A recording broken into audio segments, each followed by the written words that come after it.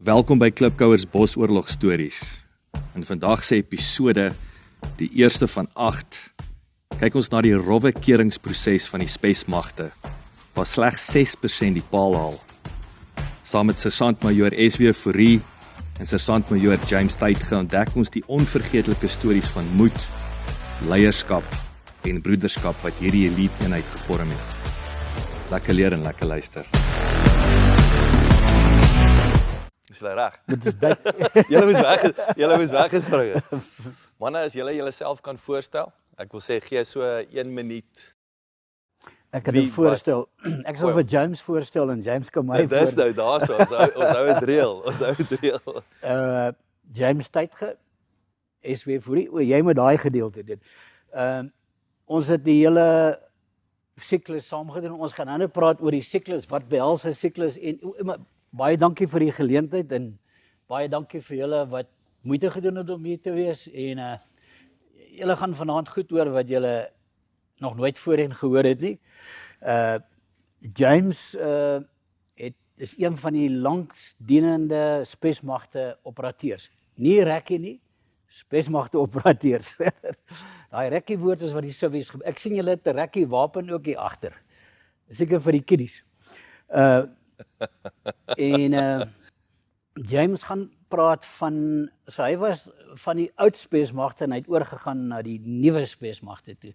So daar's baie vrae oor hoe is die nuwe spesmagte? So James gaan dit kan hanteer.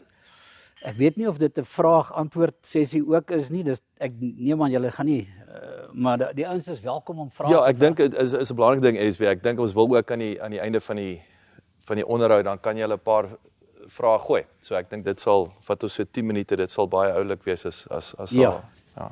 So James, moet jy Google wie SW? Ek wil hom afsit, maar kry my af. En iets interessant, James was een van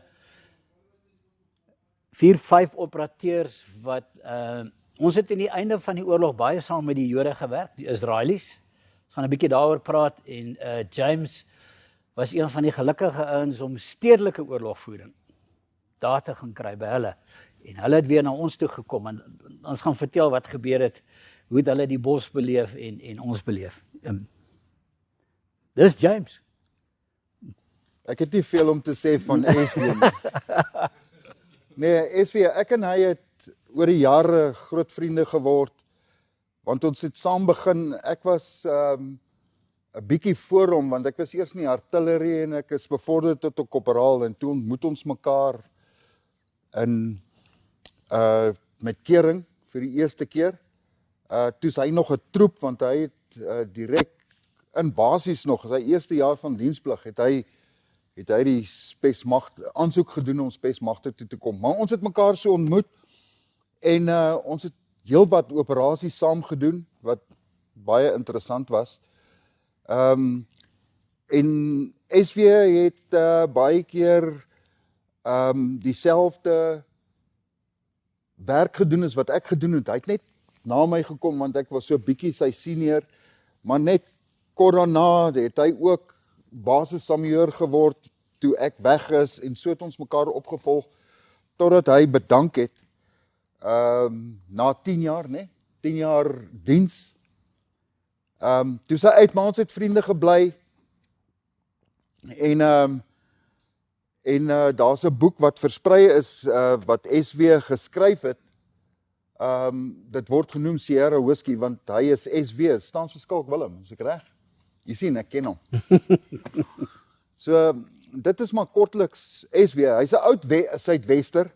Hy het daar skool gaan met gematrikuleer en so het hy Suid-Afrika toe gekom, maar sy hart lê nog steeds na Namibië toe. Ek wil net gou iets, as ek mag in jou sop val. Hulle roep jou op in standaard 9. Nou ons Suidwesters was verplig om julle te kom help oorlog maak hierdie kant. En in standaard 9 kom jou oproepinstruksies en al my pelle word opgeroep behalwe ek. En ek vat een van daai briewe daar en ek skryf: "Oom, ek wil ook graag weermag toe. Pos hom volgende week." Toe die poskantoor nog goed gewerk. kom my oproepinstruksies 1SDB Bloemfontein. Maar 1SDB is een spesiale dienspaviljoen. Dis vir al die onopleibare ouens. So hulle het seker gereken, enige wat volunteer vir die weermag. Dis fout. Maar 1SDB het op die ouens gespesialiseer in die Noddies, die eland en toe later die rooikat. So het hulle spesialis eenheid geword. Ja. Maar julle, ek het dit nou vooraf het ons vinnig daaroor gesels. Jy het gedink hy's 'n poepel, nê? Eintlik. Maar nou vertel ons die jagstorie daar met die bokke. Mag jy dit? James voel nog vandag sleg daaroor. Ons gaan by hom uitkom. Ons kom by. Ja. Want ons Ek wil net hoor, moet ons praat 'n bietjie van ons loopbaan? Ja, die siklus, Ja, so maar kom ons spring daar weg want ek wil sommer jy het nou gepraat van waar daai brief wat jy geskryf het. Kom ons begin by die begin. Daar's baie mites oor die keringsproses en die tipe ou wat hierdie ek wil sê spesiale magte, nee, ek dink as jy nou regtelik sê ouens dink jy's Rambo en moordenaar en wat ook al. So wat is daai tipe profiel wat gekies is? Hardloop ons deur daai beginproses van die keringsproses en dan natuurlik ook daai vroeër dae van kering, hoe dit gelyk en hoe dit natuurlik in die begin James versus nou self. Ja, ek gaan begin met die siklus en dan gaan James oorvat en die spesmagte soldaat profiel vir julle verduidelik en baie interessant. Hoe dit werk, spesmagte was die enigste eenheid in die weermag wat nasionaal kon werf. So hulle het letterlik gegaan na elke eenheid toe, NSDB, Valskernbataljon, Panzer, werwing kom doen, en ek onthou, en James sal ook die video, hulle het nie die regte video vir ons gewys. Taffy Pelser, hy sit so in 'n beachpakkie daar in Durban, en langs hom sit 'n blonde kop meisie, en hy het sy parabat wings hier op, en sy streels op die wings, en yes! Ons gaan almal staan. En ons sit daar in die fliksaal, ek dink al was seker 400-500 van ons, hulle sê, okay, tekkies, bring jou R1, tree aan op die rugbyveld, en so van die 400 tree daar so net 40 aan. En uit die 40 kies hulle toe net vir my en Spik Botha, en dieselfde oefening het hulle reg deur die land gedoen. En die einde van die basis, toe stuur hulle ons almal een saai toe, nee, 3 saai potch. En ons was op 'n stadium oor die 400 dae wat gekom, sê weer? Ja, en uit dit uit het hulle toe 90 gekies wat op kering gaan. En James, jy kan dalk begin by die profiel. Ja. Okay, ek wil net vir julle noem dat die spesmagte operateur wat meeste van julle ken as 'n rekkie, is ek reg? Dis die woord wat julle ken.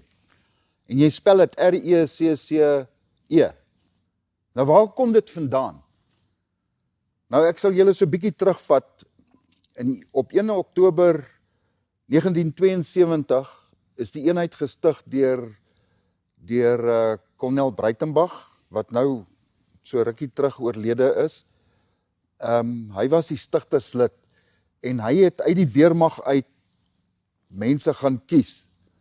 En die totaal was 11 van hulle en hulle het hulle die Dirty Dozen genoem. So dit het toe begin.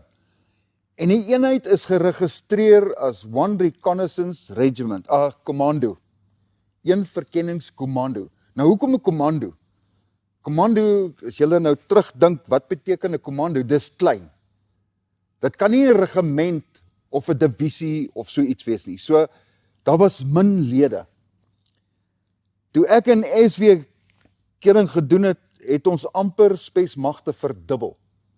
So daar was maar 40 operateurs in 1977 toe ons kering gedoen het en ingekom het, en ons het 'n groot groep, soos wat SW nou gesê het, in Potchefstroom, toe hulle ons begin het met die voorbereiding vir kering, was daar omtrent 750 wat hulle gekies het. En uit daai 750 het net 42 die kering gemaak. En so met tyd, deur die siklus het nog afgeval. So die gemiddelde mense wat dit maak, is so tussen 4 en 6%. So kom ons vat die ergste. Dis 'n gemiddeld van 6 uit 100 uit wat spesmagte maak. Nou, moenie na ek en SW kyk hier en dink ons is wonderlik nie, ons is nie. Ek het net 'n kuns gehad om hulle te bullshit, dis hoekom ek nog so lank daar was. Maar om terug te gaan, One Reconnaissance Commando of een verkenningskommando, wat is die afkorting vir verkenning? Is RECCIE. En dit is waar die woord vandaan kom. So, die reconnaissance, die afkorting vir reconnaissance is RECCIE. So, dit is waar die woord vandaan kom. Nou, ek wou net gehad het, dat julle weet waar kom die woord RECCIE vandaan. Nou, tussen ons het ons nooit die woord RECCIE, ons noem dit nie onder mekaar nie. Ons noem mekaar as operators. Die siviele gemeenskap en die res van die weermag, hulle sê die rekkies. En almal het gedink is 'n rekkie, elastic. Maar dit is nie dit nie. Dit is die afkorting vir reconnaissance. Goed, dit is net agtergrond wat ek vir julle wil gee. Laat julle weet waar kom dit vandaan. Ek weet nie of dit nou duidelik is vir meeste van julle nie. Daar's moontlik mense wat dit nooit geweet het nie, maar as jy dit nie geweet nie, weet jy dit nou. So, soos die jare aangegaan het, het ek werwing gedoen. As jy senior word, dan jy gee baie opleiding, jy's 'n inspekteur, jy gaan inspekteer die opleiding en jy is 'n meeloper en jy kyk dat hulle die regte drills doen en dan as hulle klaar die drills gedoen het en dan kry hulle bymekaar en dan doen jy nabetragting, jy sê wat is hulle sterkpunte, wat het hulle reg gedoen, wat het hulle verkeerd gedoen, sodat hulle die volgende keer verbeter. Maar dit is eers as jy nou senior word. So ek het in daai milieu in beweeg en ek het begin werwing doen. En dit is waar ek nou wil kom oor die spesmagte lid, die mens. Die rekkie, die mens. Want baie mense het 'n wanpersepsie, heeltemal. Wat is 'n spesmagte operateur of 'n rekkie soos julle dit nou ken? Nou, toe ek werwing gedoen het, dan gaan ek nou rond in Suid-Afrika, ek ry van een eenheid na 'n ander eenheid, en dan voor dit het ek 'n sein gestuur, hulle kry die hele eenheid in 'n saal, ek gee 'n aanbieding, ek wys vir hulle skyfies en daar's 'n kort video om hulle belangstelling te prikkel, en dan as ek nou klaar is met my lesing en die video's en goed, dan sê ek, okay, die mense wat belangstel om by spesmagte aan te sluit, bly agter, die res kan gaan. Dan sit daar so 'n klompie mense, want in my aanbieding het ek ook gesê, wat se salarisse gaan hulle kry, wat baie meer is as die selfde rang in die res van die weermag. So die geld was goed. So baie het gesien, hier's baie geld. Dan sit hulle agter en hulle vul dit in. Maar om net terug te kom, voordat ek die lesing gee, sê ek vir die ouens, wie van julle het al gehoor van die rekkies? Dan steek daar so hier en daar 'n ou sy hande op. Dan sê ek, okay, wat het jy gehoor? Nee, oom, of somjeur daai tyd, sê, man, my oom was in die rekkies. En hy het my vertel, hulle terroriste se ore afgesny en het om hulle nekke gehang en sulke goed. Sê ek, okay, wat het jy gehoor? En mense hoor nou wat ek vir julle sê, julle sal nie glo wat se stories loop rond oor die rekkies nie, spesmagte. Ek wil net vir julle sê, die regte woord vir 'n rekkie in spesmagte, die posbenaming staan vir spesiale magte gevegsoperateur, dis die benaming, nie rekkie nie. In Engels, Special Forces Combat Operator. Dit is die posbenaming. So in kortweg praat ons van die operateurs. Okay, en so het ek rondgevra, mense, en ek beloof julle, ek kan nou julle aand hierso sit, en ek kan vir julle vertel wat se stories ek al gehoor het. Dis ongelooflik. Wat ons is en wat ons doen. Ek moet vir julle hierdie ene deel. Een van die bestes was, ou staan op en hy sê, nee, hy het 'n familielid wat in die rekkies was, en hy is nie lekker nie. Hy bomskok opgetel, en ek weet nie wat so goed alles nie. En hy het my vertel, hulle het 'n terrorist se kop afgekap, en hulle het met die kop sokker gespeel. Dit is die goed wat rondloop. Jy kan dit nie glo nie. En dan sê daai persoon, nee, maar my oom was daar. Hy sê dit was so. Dan sê ek, wat is jou oom se naam? Dan gee hulle die naam. Dan het ek daai ou van geen kant af gehoor nie. Maar dit kom nie uit ons uit nie. Dit is wat mense versprei en die klomp strooi vertel in die wêreld. Om terug te kom na die persoon wat gesê het, nee, sy oom is nie lekker nie, hy is sielkundig onstabiel en sulke goed. Nou ek wil vir julle dit omwonde stel, dat, en SW kan sê of hy iemand geken het in spesmagte, wat war post-traumatic stress gekry het. Dis 'n siekte. En mense kry dit as hulle grens toe gaan en sulke goed. Nou wil ek vir jou sê, dat mense wat dit kry, is mense wat sielkundig al 'n kraak weg het. Hy het net iets nodig gehad om dit te aktiveer. Ek wil gou daar aanvul. Ek het die fout gemaak om te gaan swat by Tuks direk na die weermag. Inteendeel, ek was 2 maande laat, want ek was nog by Kwitu. En in die 3de jaar toe doen ek 'n taak posttraumatiese stres, oorlogstres, en ek het 'n sielkundige by 7 met, ek het hom opgebadie en ek vir hom sê, hulle het my nou die spanleier gemaak en ons moet oor 'n week die taak ingee. Hy sê, ek gaan vir jou 'n dokument gee, maar jy moet dit vertroulik hou. Hoe vertroulik? Ek gaan gee dit weer vir die dosent, want ek wil 'n punt hê. En twee goed wat jou vatbaar maak vir posttraumatiese stres. Een is jou skolastiese opvoeding. Jy staan net 6 uit die skool uit. Dit maak jou meer vatbaar vir posttraumatiese stres. Jou tweede een is hegtheid in familieverband. So om dit nou op die punt af te sê, 'n ouetjie wat staan net 6 in 'n weeshuis sit, baie vatbaar vir posttraumatiese stres. En hy het sy analise gedoen op, hoe ironies, op die infantry ouetjies wat teruggekom het uit van Kwitu af. Toevallig waar ek klaar gemaak het. En hy sê, die grootste fout wat ons gemaak het, die Jode het die regte metode gehad. As jy posttraumatiese stres daar beleef, het hulle jou onmiddellik teruggestuur op die oorlogsveld. Wat het die boere gedoen? Terug tot jy in Pretoria is. En hy sê vir my, hoe verder jy weggaan van die oorlogsveld af, hoe skraler is die kans dat jy ooit oor posttraumatiese stres gaan kom. So ja, net vir agtergrond.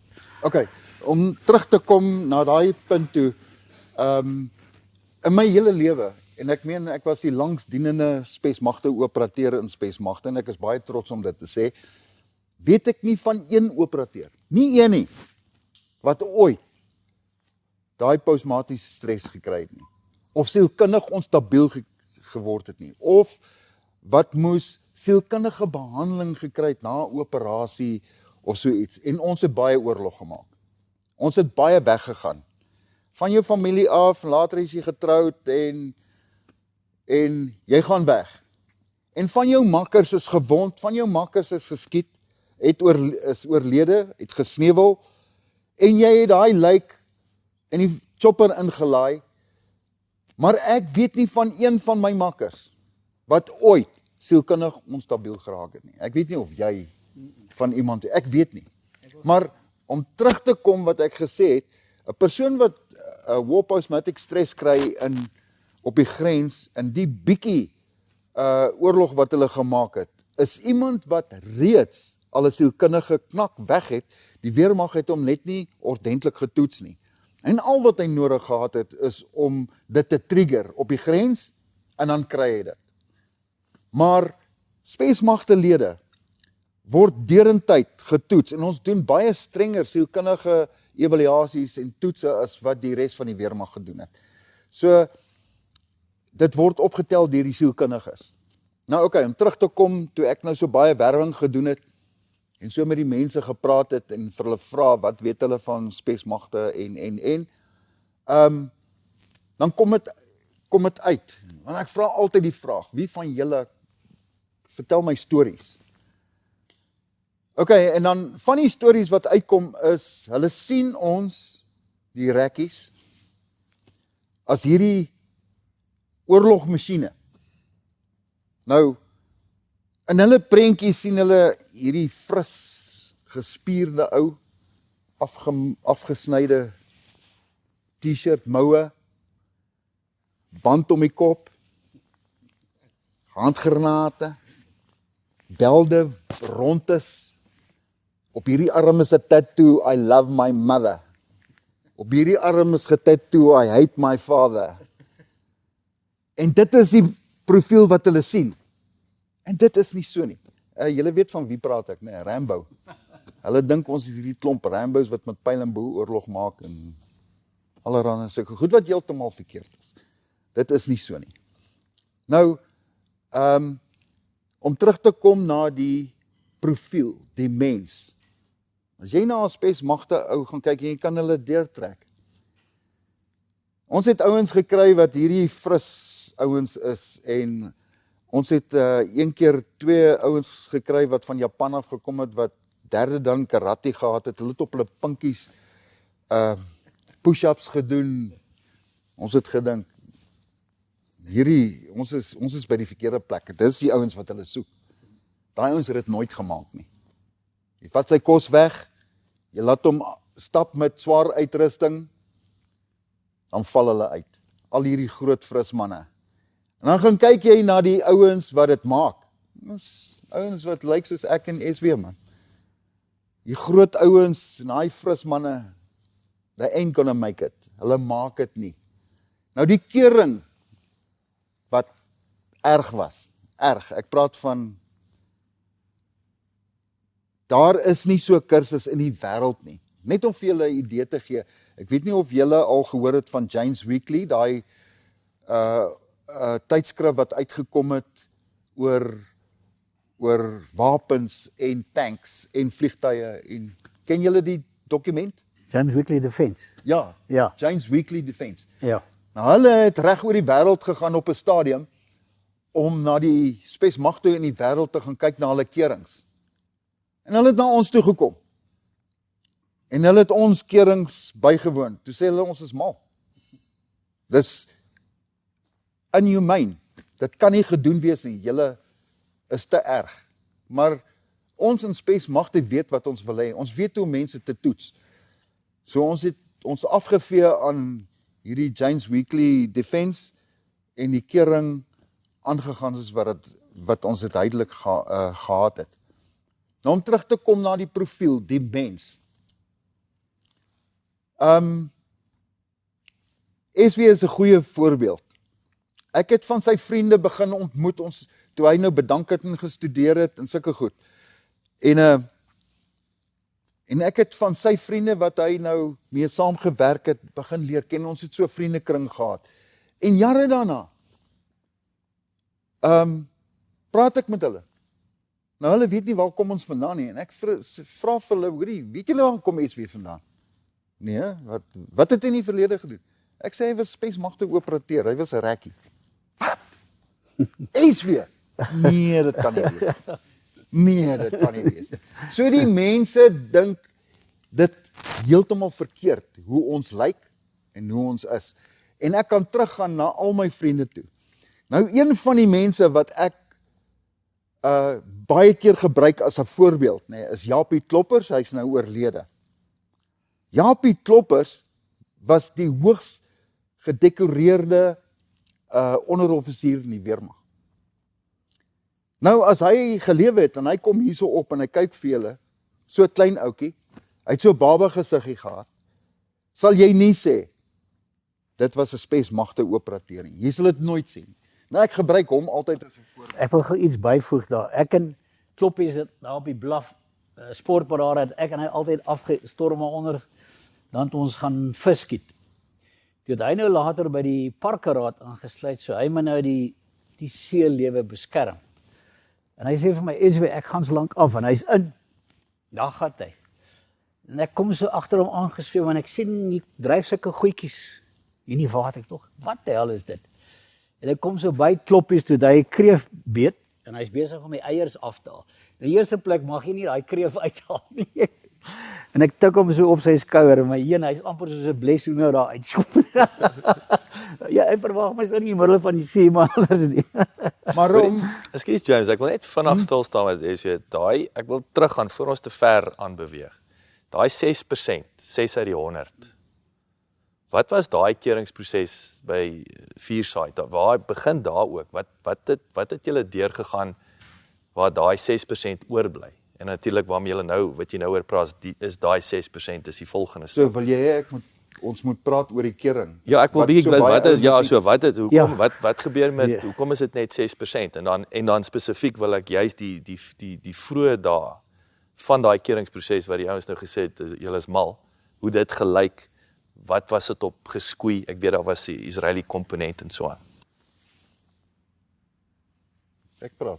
Ja, ek kan ook net iets noem, dat daai insident wat jy van gepraat, ons het in KwaZulu-Natal kering gedoen, en voor die tyd het hulle op die plaaslike radio, daar by Lexabaya, het hulle op die plaaslike radio vir die bevolking gesê, hier gaan nou sulke ouens hier rondloop, moet vir hulle geen water, geen kos gee nie. Jy's vrek honger, jy's heeltyd honger.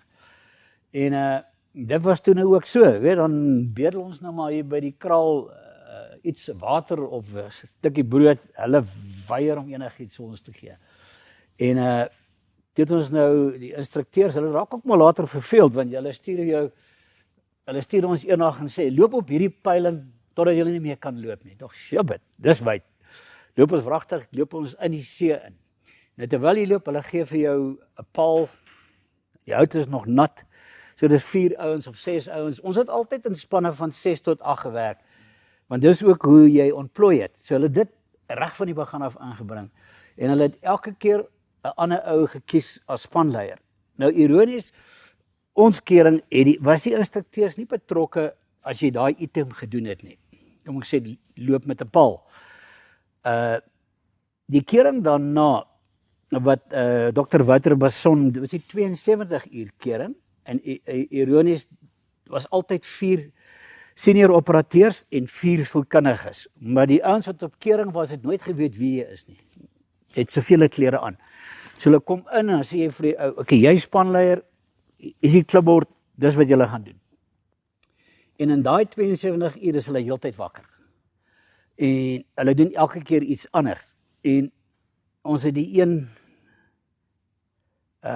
wat was die een? Ons het hulle tent laat opslaan, die regte army tent, in die bos. Nou is dit hier by die dag 3 al. Nou weet ons, daai tent gaan nie daar aanpas nie. En dan, man is moeg, hulle is honger, en dan begin die mere uitkom en sê, en al 8 ouens merk elke ou daar. En die laaste gedeelte was, ons gee vir hulle peiling, maar jy moet as individu loop op hierdie roete, loop net. En dan sit 'n paadjie wat ons klaar uitgewerk het, en hy kom tot by die basis, en dan is jy eintlik klaar, maar dit het nie geweet nie. So wat ons as operateurs doen, ons lê en wag vir hulle, en ons het ouens wat Portugees praat, so hulle hoor hierdie stemme, is die nag, maar hulle weet nie waar hulle is, en wie dit is nie, en as hulle om my laaste draai kom, dan spring ons boop hulle, maak hulle vas, blinddoek hulle, bind hulle aan 'n paal vas, en daar is so 'n groot troep, en ons besluit, ons moet ten minste 4 op hierdie troep spring, hy gaan vir ons oral aan sit. Maar, dit is 'n stofwolk, en ek voel hier is 'n ou met 'n baard, en ek vat die sak, en ek trek dit oor sy kop, dus dit Samuel Tilly. Okay, ek wil net noem, ek en SW se keringstyd was 3 weke. Dit was die tydperk van die kering toe ons het gedoen het, en voor dit, was 3 weke lank. Nou daai 3 weke lank, net om vir julle 'n idee te gee, laat ons het dit uitgewerk. Wat is die afstand wat ons gestap het in 3 weke? Was 800 km. Dis 42 km per dag. Nou dis erg. Partykeer hardloop jy, partykeer loop jy.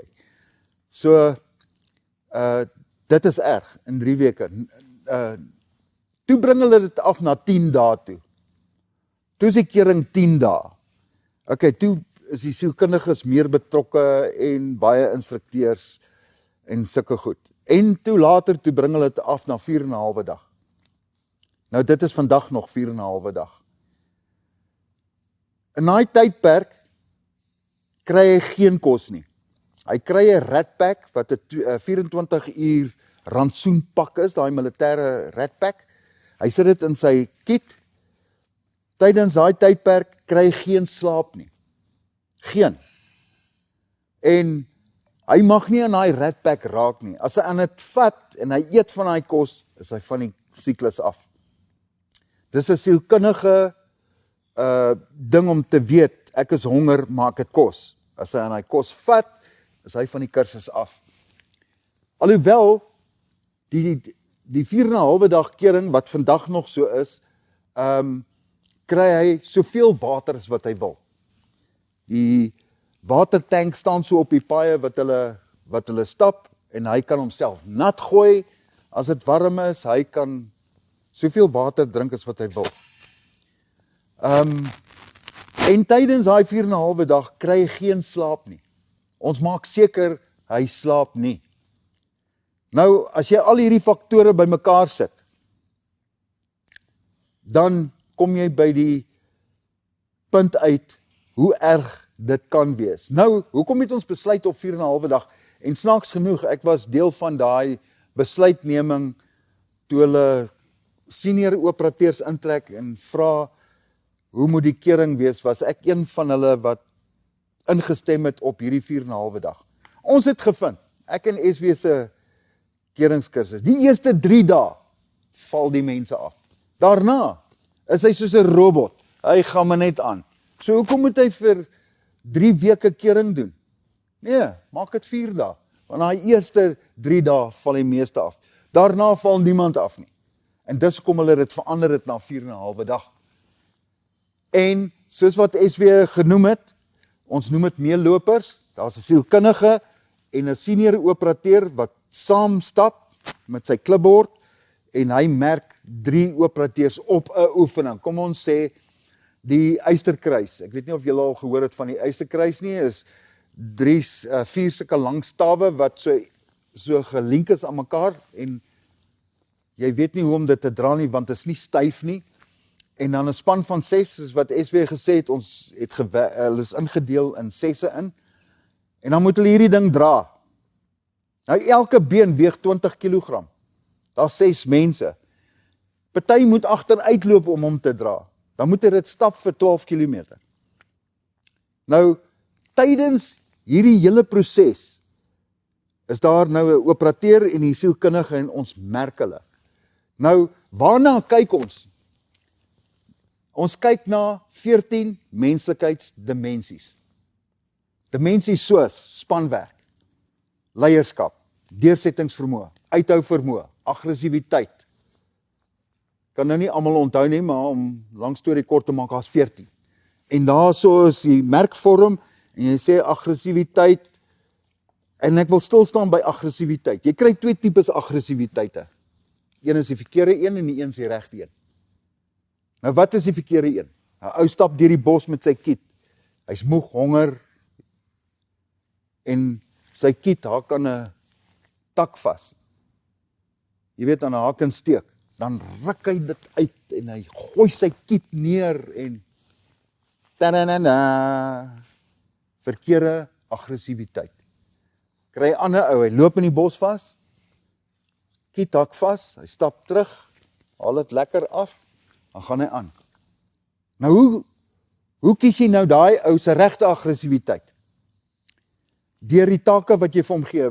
SW het nou gepraat van een van die oefeninge is oefening kamp opslaan. Die 6 mense kry 'n tent, 'n pot, kos met mieliemeel en hulle moet kos maak, hulle moet 'n kamp opslaan. En hulle moet loopgrawe grou. Dan kyk jy hoe tree hulle op.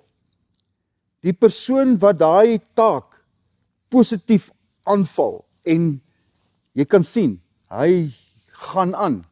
Dit is die regte aggressiwiteit wat jy kan sien in 'n persoon om die regte ding te doen. Dit is die verskil tussen die verkeerde aggressiwiteit en die regte aggressiwiteit. Die verkeerde aggressiwiteit ou, ain't gonna fit into special forces. You must go home. Ja, so ek wil net daar, so ek wil vandag is julle snaakse storie.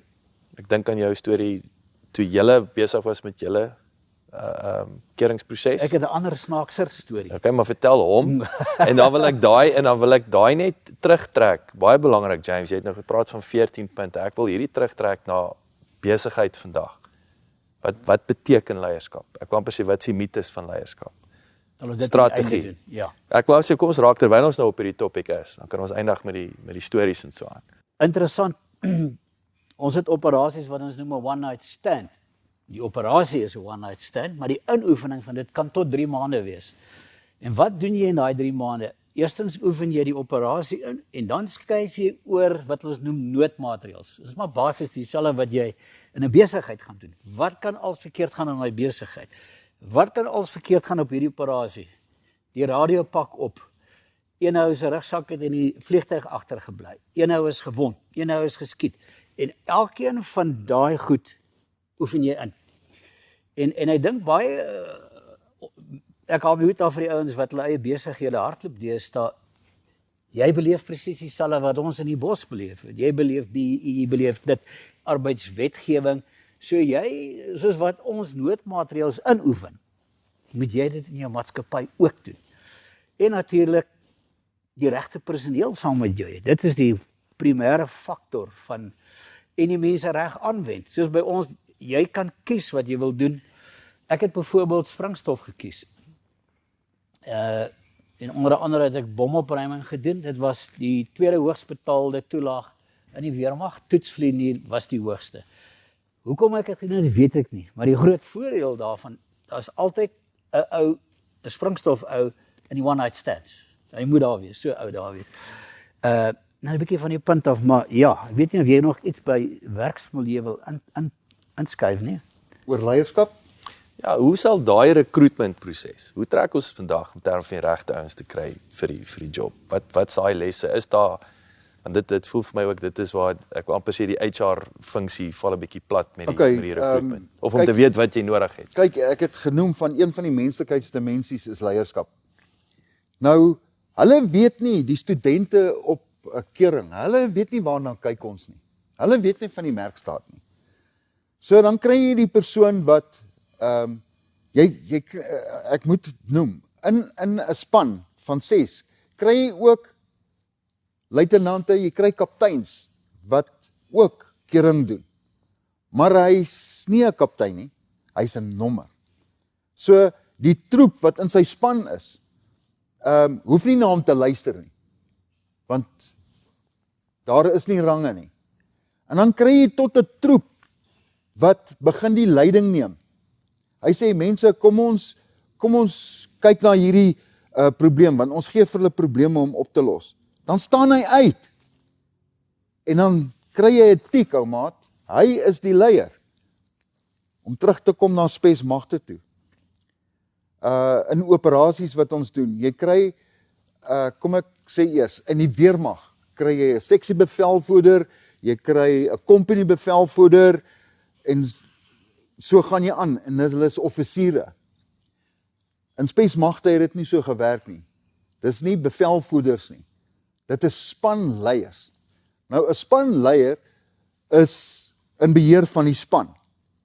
Maar hy's nie 'n autokraat nie. Hy's nie soos die offisier in die res van die weermag nie. So almal in die span of 2 spanne, ons werk nie in groot groepe nie. Die meeste wat ons in werk is 6. En ons kan groot groepe aanvat met 6 ouens, wat al baie gebeur het en dan hol hulle weg. Ons skiet die rook uit hulle uit. Dan praat ek nie van 'n groep van 20 nie. Kan jy dink wat doen 'n groep van 20 spesmagte ouens aan die vyand? Jy rooi hulle uit. Maar in elk geval, om terug te kom, dan kry jy 'n spanleier. Hy kan 'n offisier wees, maar hy kan ook 'n onderoffisier wees. Ek was 'n spanleier, het ek offisiere onder my gehad, want hoe kan hy in bevel wees van 'n span as hy offisier die kering en die hele siklus klaar gemaak het en hy kom en hy begin nou operasies doen. Jy kan nie daai ou in bevel sit nie. Nee. Die sersant of die stafsersant of die samajoor is die spanleier. Nou wat doen 'n spanleier? 'n Spanleier is nie 'n autokraat nie. Onthou, soos wat SW gesê het, vir elke operasie word daar ingeoefen. En dit kan maande vat.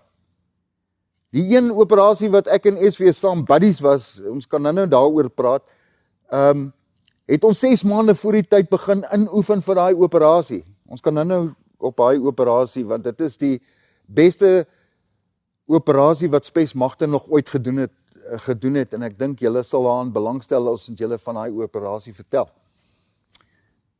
Die spanleier, as jy ingeoefen het, dan weet almal presies wat om te doen. Hy hoef ons nou nie vir die spanleier te vra, hoorie, wat moet ek nou doen nie? Elke ou weet presies wat hy moet doen. En elke ou, soos wat SW gesê het sy spesialist rigting. Springstof ou, die radiosyner, die LMG man, die mortieris, die RPG 7 man, en 'n span van 6, dit is wat hulle dra. So daar's 3 mense wat skutters is. Die spanleier het sy wapen, en hy maak seker die span doen die regte ding. So as die prentjie verander, dit is nie soos wat hy orders gegee het nie, dit is nie die verloop van die aanvanklike plan nie. Nou moet daar 'n verandering plaasvind. En dit is waar die spanleier dan inkom. Dan roep hy die ouens bymekaar. En hy vra vir hulle, hoorie, ouens, dit is die plan, dit is my voorstel, wat sê julle? Dan sê almal, yes or nee. En dit het hoeveel keer al gebeur. So die span sê vir hom hoe hulle voel oor die verandering, en dan verander hulle die plan, en dan gaan hulle voort. En die spanleier is nie 'n autokraat en sê, julle sal vir my luister, ons doen dit so nie. Ain't gonna work like that. So ek wil hê julle moet verstaan, dit is hoe ons groep altyd gewerk het. Is daar 'n rede vir die 6 in 'n span? Waar kom dit vandaan? Wat is die rasionaal agter dit? Ek weet nie. Nee. Die enigste ouens wat soos ons geoperate het, was die Rhodesiese weermag, SAS, en die Zulu Scouts, wat in sulke klein spannetjies geoperate. Ek weet, dis seker omdat dit maar minder opsigtelik is. Ek dink, en ons het altyd, jy is altyd in bodypare, so as jy oplê, ons het altyd geloop, en nou praat ek spesifiek van die Gaza provinsie, nie Gaza daarbo nie, Mozambique, 2 bodypare, en dan loop ons deur die dag, dan sê ons, okay, ons wil daar oplê, en dan loop ons verby. Dan kom ons terug en maak ons 'n dogleg, en dan lê jy in jou bodypare, en jy rol jou claymores uit. Ek dink julle almal weet wat 'n claymore is. En ek sou sê 90% van die kontakte wat ons geslaan het, hulle tel jou spoor op. As ek dit 'n bietjie terug kan vat, ons het altyd ingespring, in die nag in.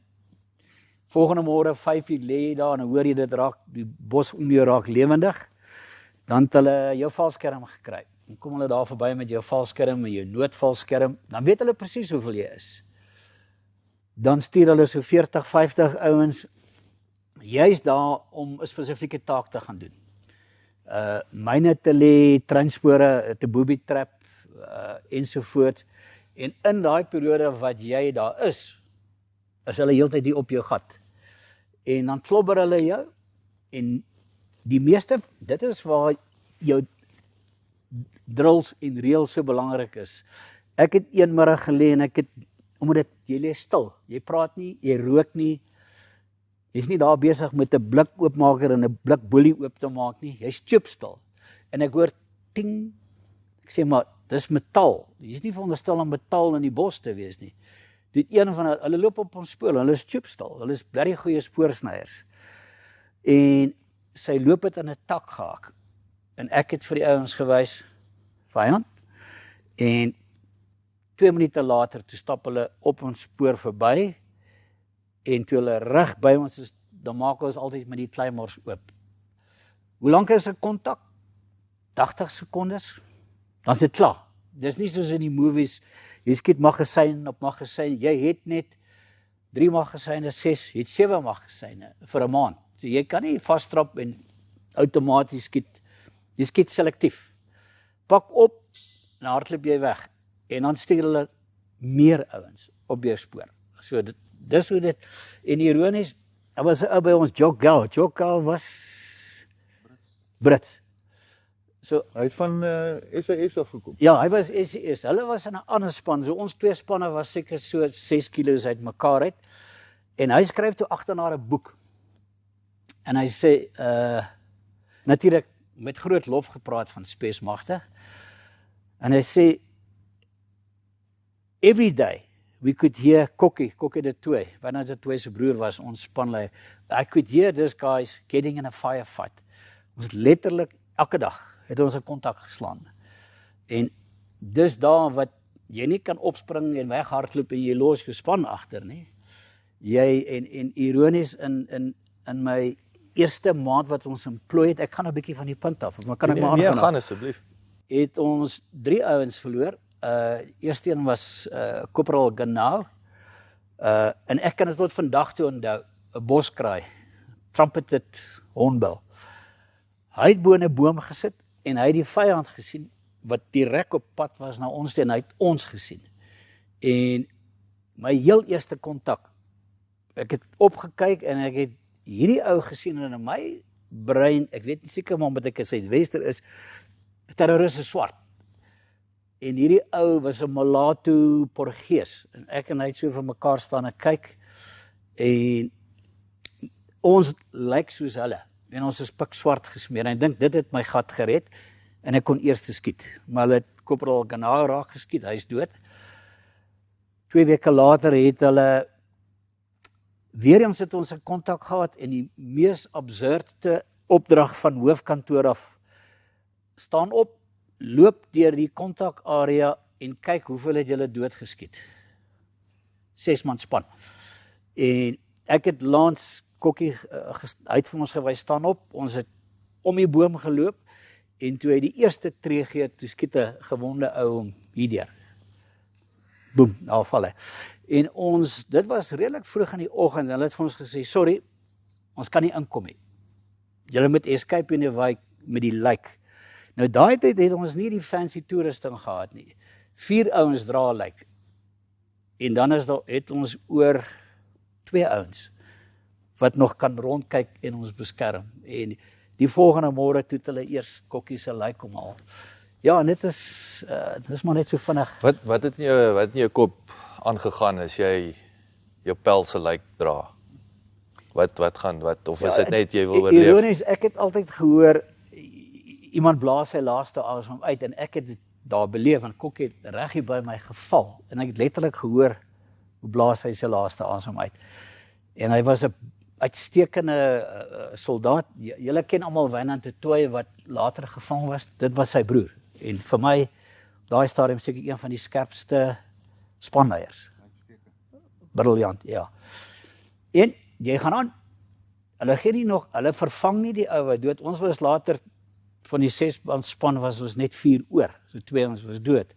Maar jy gaan aan. Jy opereer, hulle haal jou nie uit nie. Jy het nog 'n taak wat jy moet doen. Jy moet bly aangaan.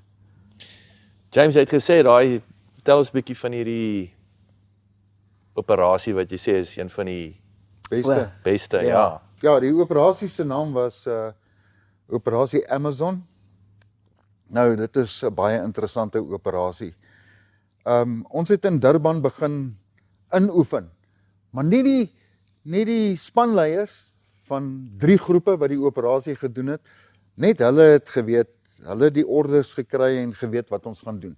Maar ons het begin oefen en hard oefen vroegoggend en in die aand nagopleiding gedoen, want die operasie sou in die nag plaasgevind het en dit het ons gedoen in Durban. En ook strandlandings gedoen en in die hawe ingegaan. En op 'n stadium praat ons sê nee, yes, hierdie seniors van ons, hulle weet nie meer wat om met ons te doen nie, hulle neek ons nou rond. Maar ons het hard geoefen en geskiet en ons het, daar was so 'n ou kragstasie op pad Durban toe, so aan die regterkant. Ek kan nie die plek se naam onthou nie, het ons die stedelik gedoen en sulke goed. En dit was maande voor die tyd. En op 'n stadium sê hulle vir ons presies wat se uitrusting elke persoon moet saamneem, en elke ou se uitrusting het verskil, en ons het ons skiet reg gekry, en ons is Louis Botha lughawe toe, waar die militêre, wat is Louis Botha, Shaka lughawe? Ja. Nou in Durban? Ja, sweet. Het was daai tyd Louis Botha, as julle mooi kan onthou. En daar's 'n C-30 wat vir ons wag, en ons is in die C-30 in, en daar vlieg ons. Maar Jakes Jacobs, een van ons lidde, kyk so by die venster, hy sien die hele tyd see. En hulle het vir ons gesê, ons vlieg nou Rundu toe, ons gaan 'n operasie daar doen. Maar vir 'n lang tyd sien ons die see, dis nie op pad Rundu toe nie. Rundu is binnelands. Maar voor dit het ons al agtergekom, hier's iets aan die broei. Ek meen, jy kan vir 'n ou operateur nie iets wegsteek nie. Hy kom vinnig agter, want jy doen spesifieke opleiding, spesifieke skietkuns, spesifieke goed. Onder andere was daar 'n ou wat gekom het, sy naam is Johan Botma, hy was nou so rukkie terug, het hy verjaar. Hy het vir MLC gewerk. MLC was so 'n fabriek wat al ons spesiale goed gebou het, so geheime plek. As jy kan dink, die Mercedes-Benz fabriek, as jy, nie fabriek nie, 'n groot garage op pad Lodium toe, as jy so ry, dan kry jy mos daar aan die regterkant, so teen die kop, kry jy so. Nou dit was EMLC, dit is ons fabriek wat al ons spesiale uitrusting gebou het, al die James Bond goed. Nou hulle het vir ons 'n myn gebou, 'n spesifieke myn. Nou daar was die eerste punt wat ons agtergekom het, is iets aan die gang. En hy moes ons kom opleiding gee hoe hierdie myn werk. Hy is omtrent so groot, so rond. En snaaks genoeg, hy het so 'n peace sign op die voorkant gehad wat so uitgestaan het. Baie snaaks. En hulle het vir ons gewys hoe hierdie myn werk. Hoe moet jy hom aam? Jy kan die tyd stel op hom, ensovoorts. Okay? Maar dit is sommer vinnig. Okay, daar het ons al agtergekom, hier is iets aan die gang. En natuurlik, toe ons nou so gevlieg het, en dit is langs see, en toe skiet ons nou binneland toe, toe land ons op Langebaan weg in Langebaan. En daar wag die trokke vir ons, en busse, om ons uitrusting op te laai, en ons is in die busse, toe weet ons, okay, nou weet ons, iets gaan gebeur. Okay, kom in Langebaan, nou julle wat Langebaan ken, en julle ken Mykonos, as jy so van Mykonos oor die see kyk, dan sien jy eiland daar. Dit is waar spesmagte se 4 spesmagte regiment se geheime plek was. En ons het soontoe gaan en ons het daar verder opleiding gedoen. Nou dit was nie lekker opleiding nie, baie nagwerk, want die operasie sou in die nag plaasgevind het. So dit is bootwerk, dit is afspring van bote af in die see in loop. Jy's altyd nat. Jessie, ek is nie lief vir die see nie. En daai my see-oriëntasie kursus wat ek op my siklus gedoen is een van die kursusse wat jy moet doen. Ons het nie daaraan geraak nie, is al die kursusse wat ons moet doen om 'n spesmagte operateur te word. Julle sal dit nie glo nie, dis incredible. Maar in elk geval, van my see-oriëntasie kursus, nou is ek weer in die blerrie see in, en ek haat daai koue water van die Weskus. Maar jy word nat, jou geweer word nat. Dan deur die nag het ons opleiding genoem. Kom jy uit, dan moet jy jou uitrusting skoonmaak. Jy moet al jou magasyne uitmekaar uithaal. Die rond is uithaal. Jy moet dit, want daar is seewater in. Jou wapen is vol seewater. Okay, ons het met AK-47's gewerk. So hy kon dit hanteer, maar al jou uitrusting. So, en dan in die dag, dan slaap ons. Nagwerk, elke nag. Okay, om lang storie kort te maak, op 'n stadium kom maar 2 oorlogskepe, want daar 4 spesmagte regiment is so ingerig, ek wil vir julle dit noem, 'n duikboot kan daar inkom, nee, onder water. Dan kan hy onder water binne in 4 rekkie in 'n hanger ingaan, sonder dat enige iemand die skip sien, die duikboot. Dan kan hy daar inklim, dan kan hy weer uitgaan, onder water en weg, sonder dat enige iemand dit kan sien. Dit is hoe 4 Spesmagte regiment ingerig was. So, en ons sien hier kom die 2 oorlogskepe in, Strike-crafts. Hulle het ingekom en ons het klaar gesien, okay, hier kom iets. Ons gaan 'n see-operasie doen. Die opleiding het aangegaan, nagwerk en sulke goed. En toe begin ons op bote werk, klein bote, Zodiac Mark 8's. En ons weet, ons gaan van see af, skepe, 1 + 1 is nie 11 nie, is 2. Okay, ons gaan 'n operasie seewaarts doen. So eind van Langebaan af, 4 rekkie, so oorkant is daar sulke groot brandstofopgaarplek. Ek weet nie of julle dit al gesien het nie, die van julle wat al daar was nie. En ons het opleiding gedoen om dit te nader. So dit was die volgende wenk wat ons gekry het. Myne, tanks, maar hulle sê nog nie vir ons 'n klein dingetjie van die operasie nie, niks. En ons hou aan met die opleiding, en toe dit verby is, op 'n stadium roep hulle ons in 'n lesingkamer, en daar's 'n tafel met so laken oor. Hoeveel operateurs was ons? 20, 23? Dis sonder die ondersteuning van 4 rekkie. Dit is net ons operateurs, was 23 ek dink, skat ek. 3 spanne, ons sit daar. En ons weet, hier kom het. Hulle gaan nou vir ons sê wat ons gaan doen. Jy kon 'n speld hoorval, so stil was dit. En haal die groot koppe, dit is nou Woodburn van die vloot, wat in bevel was van die skepe, en Kinghorn, en al daai laken af. Hier is 'n hele model wat hulle gebou het oor die teikens wat ons gaan aanval. Hoeveel tanks was daar? 23? Brandstof tanks. En hulle sê die operasie is 'n aanval op Lobito in Angola. Nou, die van julle wat nie weet waar Lobito is nie, dit is hoeveel dae se So 'n dag en 'n half, dink ek. ry met die skepe. So 'n dag en 'n half op. So ons gaan hierdie tanks, daar was 3 teikens gewees. Een was 'n gas opgaarplek, wat hulle hier weet hierdie ronde balle LPG. Ja.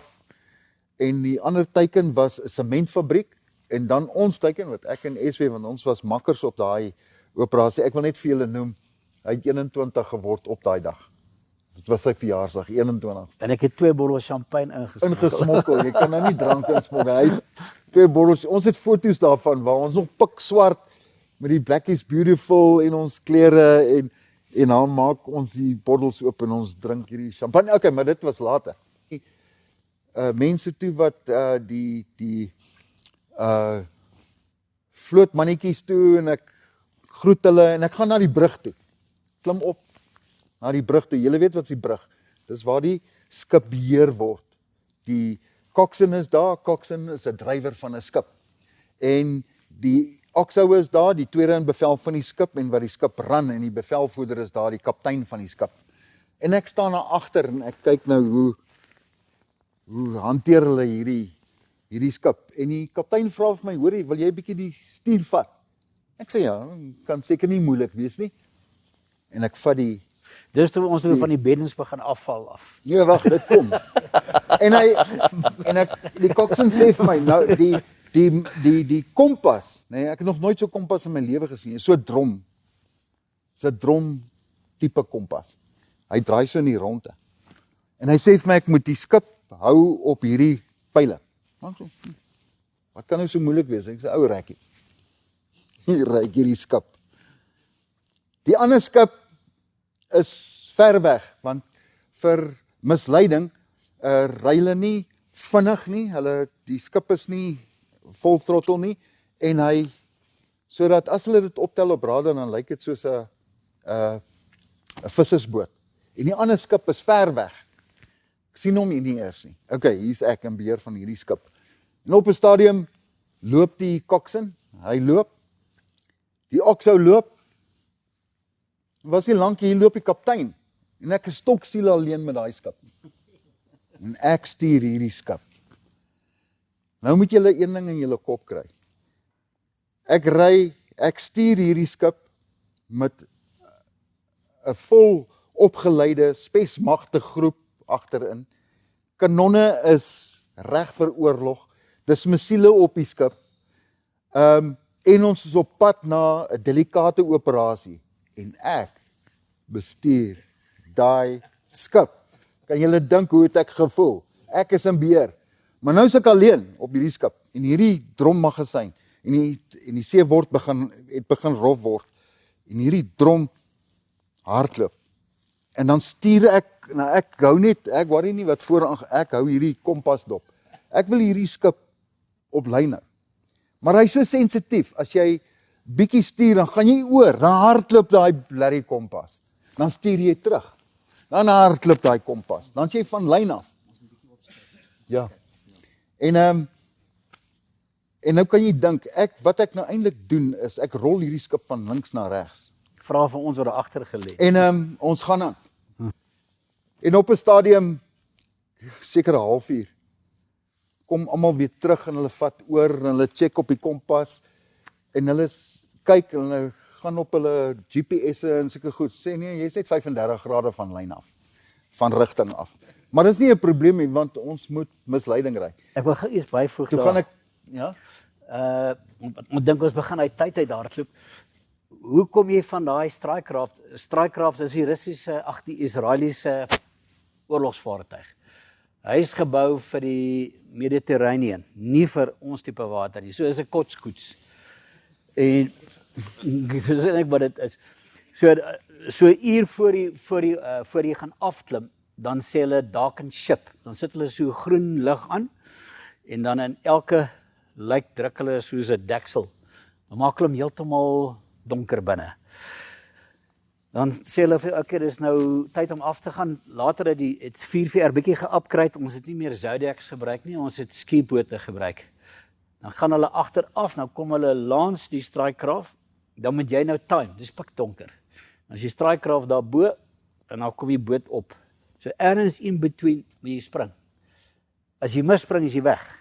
Want die Strikekraft stop nie. Hy bly vaar. En eventually is almal in en een van die ander operasie, bietjie van die punt af, was so swaar gelaai met springstof. As hy stop, begin die water inhardloop. So hy moes bly vaar al in die ronde sodat die water kan uitgaan. James, kom ons fast forward op die teiken self. Okay, ek wil net gou noem toe ek nou klaar hulle die stuur van die skip oorneem. Toe gaan ek terug agtertoe na die manne toe. En hulle sê, wie 'n donder is daai kaksin? Hulle moet hom fire. Vir jare het ek nooit gesê dit was ek nie. Maar in elk geval, hoe sê jy? Op die teiken self. Op die teiken self. Ek wil dalk net, ons het Zodiacs, julle ken almal Zodiacs.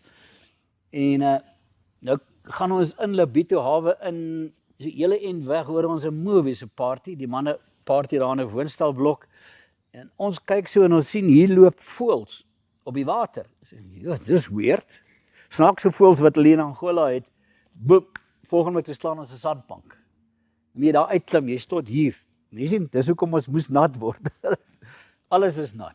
Jou boots is vol, maar ons het uitgeklim, sluip verby daai woonstelblok wat hulle die party hou en opgedeel en ons is in die teiken self in en ons het elkeen, jy het spesifiek hoeveelheid limpets by jou gehad, hulle noem dit 'n limpet, was elkeen 3 of 4.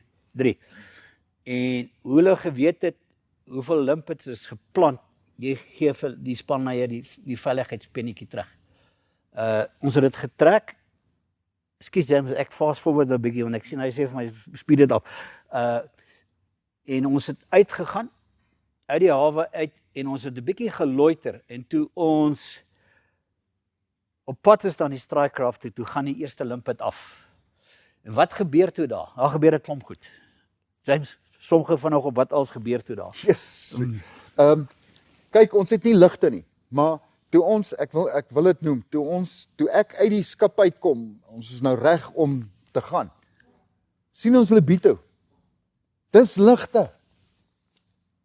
Nou okay, is ver, ons was 14, ek dink kilometer, wat is 9 20-30 kilos. Ja, ver weg van die, maar dit lyk soos Durban man, yes. En ons moet daar ingaan. Ek tog, julle het dit nooit vir ons gesê nie, maar in elk geval. Ons is daarin en ek en SW was, soos ek gesê het, was nou buddies en ons is daar deur.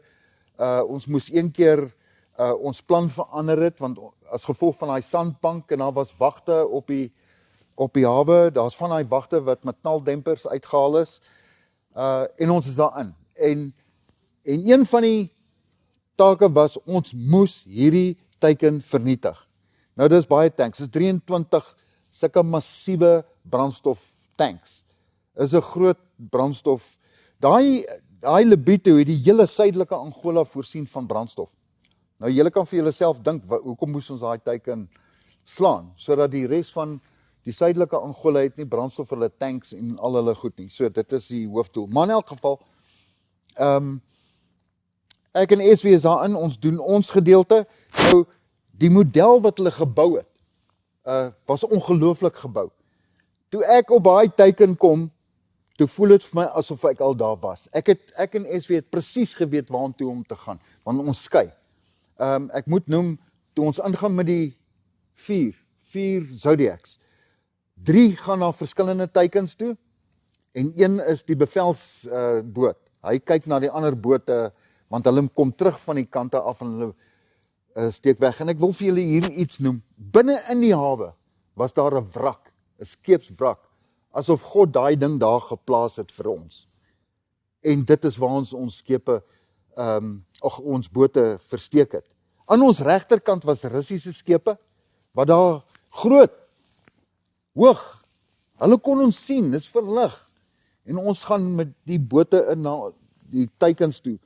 En op die voorkant van een van die skepe, op die boeg voor, staan daar 'n ou en rook.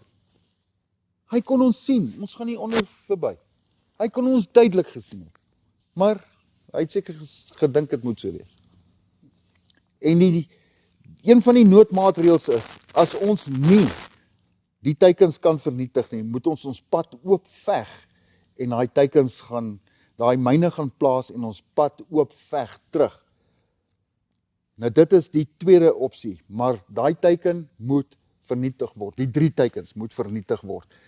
Nou, SW het dit genoem, die kant wat ons gegaan het, ek wil vir julle dit sê, vinnig sê, van die tanks af waar ons die myn plaas jy op gesighoogte. So, voordat jy die myn sit, dan lees jy jou tyd in, en hy het 'n bugger of time, hy het 'n veiligheidslood ding, en dan het hy 'n pen wat jy moet uittrek, en die pen moet jy hou. As jy hom daar geplaas het, kan jy hom nie afval nie, as jy hom afval dan plof hy. So, hy sit, jy haal hom nie af nie. Dis finaal. En waar ek en hy gestaan het, 5 tree van daai tanke waar ons die myn geplaas het, 5 tree is die heining. Van daai heining af 5 tree is die sypaadjie vir 'n pad, en daar ry karre. Hulle kon ons duidelik sien, ek meen, is verlig. Daar ry die karre en motorfietsse. Van 5 tree van daar af is 'n blok woonstelle. Nou ons praat van 35 meter. Daai geboue gaan nie staan nie.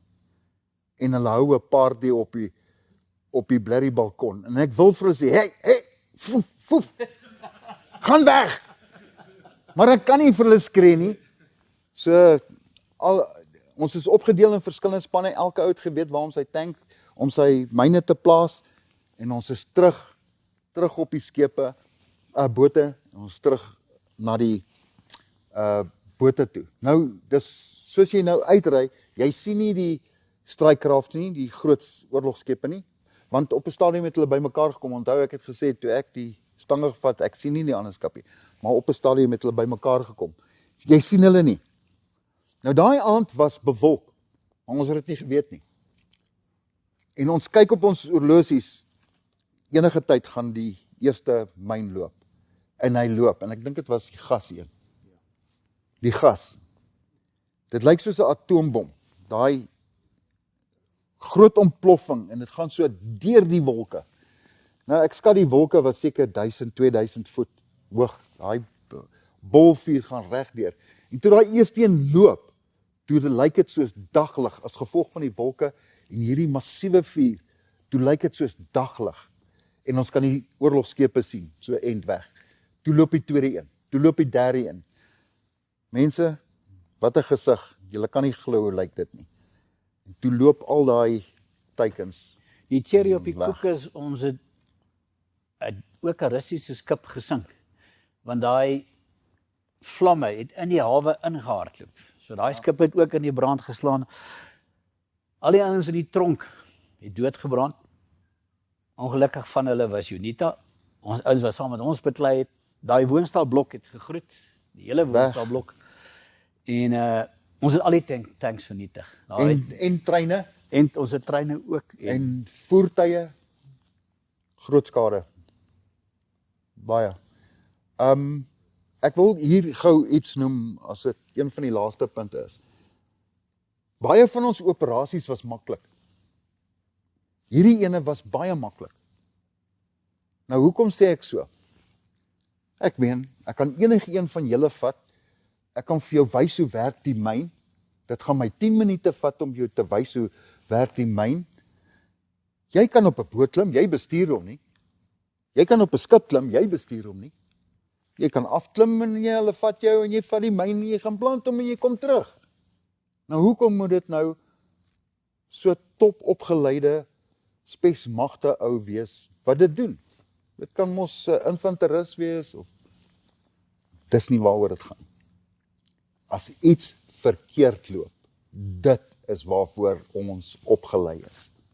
Dit is waar die kruks van die ding inkom om te veg en ons pad uit te stap. Ek wil hier noem, met die beplanning voor ons gegaan het, was daar noodmaatreëls. Met elke operasie is daar noodmaatreëls. Nou spesmagte is seker een van die organisasies wat die beste met sulke goed is as hierdie ding verkeerd loop, die boot se engine breek. Ons word gecompromise deur 'n wag, soos wat gebeur het. Dan skop die opleiding in en dis waar kering inkom. En as jy nie na die skepe kan teruggaan nie, waartoe gaan jy? Ons het wat noem jy dit? RV's. Ja. RV's gehad wat as ons moes scatter, want jy scatter sodat daar minder aandag is op 'n groep. En dan is daar 'n RV wat jy moes gaan. Ons moes daai hele noodmaatreël soos 'n resitasie opsê, sodat elke ou presies weet wat om te doen. Nou dit is waarvoor ons opgelei is. Nie as dit goed gaan, maar as iets verkeerd loop. Soos hierdie operasie, as ons wy moes inveg om die myne te plaas, dit is waar die opleiding inkom. Dis waar kering inkom. Nou moet jy onthou, ons moes Skype en Wade van Lobito af Suid-Afrika toe, Namibië toe. Dis moerver. Maar ons kan dit doen. Dis hoekom jy kering doen. Jy weet hoe om te Skype en te Wade, jy weet hoe om voertuie te steel en te balega en jou pad oop te veg. Nou dit is waar die opleiding kom. Ek wil net dit doen. Ek wil graag Ek wil sê dis waar baie Hollywood movies vandaan kom. Net so Skype iets oor hierdie foto's sê. So jy het nou kom ons eindig dan daarna kan ons vir die ouens as hulle 'n paar vrae wil vra. Maak ons net oop vir die maar jy het daai foto op jou Dit boek. gaan nie oor my boekie, maar hierso, daar is 'n foto. Ons het net so buite Durban is 'n ou kwarriegat wat hulle uitgegrawe het. Daar het ons springstofopleiding gedoen. En hier waar ek sit, het so 'n staalplaat voor my. En ek het PTN. Hy lyk nie so A4 papier. Wat het die Jode in hulle pagers gehad? PTN. Ja. En ons het vir die civies so 'n bietjie gewys hoe werk goed en ek het met die een ou gereël, laat jou sekretaresse presies 10:00 jou page. En ek het die pager gevat, 'n elektriese slagtoppie en agter die rots gesit. En presies 10:00 toe page sy sekretaresse om. Boem. En met die slagtoppie kan jy enigiets insit. Net so interessant, so die Jode was die eerste daarmee. Dit aansienlike strikeryte gehad. Manne, verskriklik dankie hoor. Dit is ek waardeer julle tyd. julle uitgekom het. Dis interessant, Els, ek dink ons kan vir 'n dag lank gesels. Ons kan nog vir julle baie operasies vertel. Ja, maar ek dink ons moet aan 'n ronde 2 dan reël. Ons moet 'n bietjie so en dan praat ons spesifiek oor operasies. Ja, ons definitief. Maar waardeer dit. Baie dankie. Ja, ek wil graag oor die laaste gedeelte operasie gaan ons ook praat. Dis polities sensitief, maar 1VR, ek was 1VR, James was 1VR. Net vir interessantheid, 1VR het 'n Alpha Bravo Charlie groep gehad. Ek was Bravo groep. James, jy was ook Bravo groep. Ons het 8 maande 'n jaar ontplooi. Dis nie Ondongwa toe gaan en bo op die watertoring lê en teen nie. 8 maande fisies in 'n ander land ontplooi in totaal. En daar was op 'n stadium toe berei hulle ons voor vir 'n operasie en Andrei Bespier tel 4 VR, 5 VR en 1 VR. Tussen die 3 eenhede kon hulle nie 50 operateurs bymekaar kry nie om 'n operasie te doen. Ouens is gewond, ouens is hier en daar op opleiding, maar dis van interessantheid. En Bravo groep in die spesmagte groep was die eenheid wat die meeste ontplooi het. Dankie. Ek wil gou nog iets vertel. Ietsie snaaks. Ek was by een spesmagte regiment en ek was 'n sersant, stafsersant. En daai jaar was 83. Het ons baie operasies gedoen en ek is getroud en ek het al 'n dogtertjie en ek sien hierdie is nie meer vir my nie. Ek is te lank van die huis af weg. En ek praat met my broer, hy kry vir my 'n werk by 'n ander plek, so ek gaan bedank. Nou julle moet onthou, ek is die langs dienende lid in spesmagte gewees. En ek skryf my verklaring om te bedank en ek gee dit in. En Andrei Bespier, die van julle wat Andrei Bespier ken, hy was ook 'n Springbok hakker. Andrei Bespier van die Vrystaat af. Groot fris meneer. En hy's 'n kommandant en hy's die bevelvoerder van die eenheid. En die RSM match my in vir kantoorhouding. Kantoorhouding is waar jy ingematch word en jy staan voor die bevelvoerder vir positief of negatief. Nou hierdie is negatief. Ek het my bedanking ingesit. Ek gaan waai. Ek het klaar 'n job. Dit is net 'n kwessie van hy moet sê ja en dan sê ek weg. En ek match daarin. En nou is 'n stilte en nou moet jy op aandag staan.